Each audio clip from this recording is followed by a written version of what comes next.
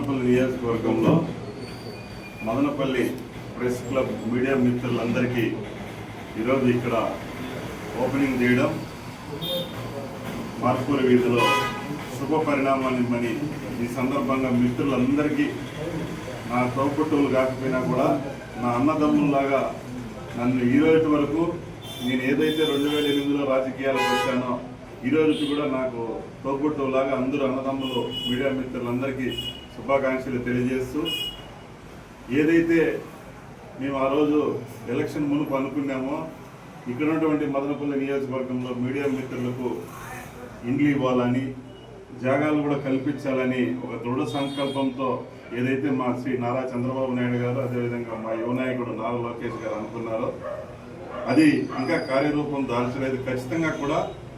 CM గారి దృష్టికి మా యువ నాయకుడు నారా లోకేష్ గారి దృష్టికి తీసుకుపోయి, ఎందుకంటే మదనపల్లి నియోజకవర్గం జిల్లా అయింది శుభ సందర్భంలో. ఎందుకంటే ఎక్కువ ఇక్కడ ఎక్కడి నుంచో వచ్చి స్థిరపడిన మీడియా మిత్రులు ఉన్నారు కాబట్టి ఖచ్చితంగా కూడా దగ్గరలో మన చంద్రబాబు సార్ గారు మదనపల్లికి విచ్చేయిస్తున్నారు. ఎందుకంటే మనది హార్టికల్చర్ హబ్ స్టోన్ వేసేకి వస్తారు కాబట్టి ఆ రోజు మీడియా మిత్రులందరినీ తీసుకుపోయి నేను పర్సనల్గా కల్పించి చంద్రబాబు గారి దగ్గర తీసుకుపోయి ఖచ్చితంగా కూడా ఈ హామీ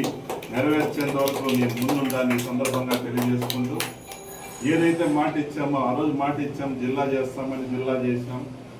అదేవిధంగా 1,00,000 కోట్లతో హార్టికల్చర్ హబ్బు మదనపల్లికి రాబోతున్న దగ్గరలో చంద్రబాబు నాయుడు గారు, మా యువ నాయకుడు నారా లోకేష్ గారు, పవన్ కళ్యాణ్ గారు ముగ్గురు విచ్చేస్తున్నారు. కేంద్ర మంత్రులందరూ త్వరలో డేటు ప్రకటిస్తాం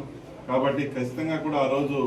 మన మిత్రుల సమస్యలు ఖచ్చితంగా తీరుస్తామని ఈ సందర్భంగా తెలియజేసుకుంటూ ఈ ప్రెస్ క్లబ్ ఇంకా ముందుకు పోవాలని మనస్ఫూర్తిగా కోరుకుంటున్నాను.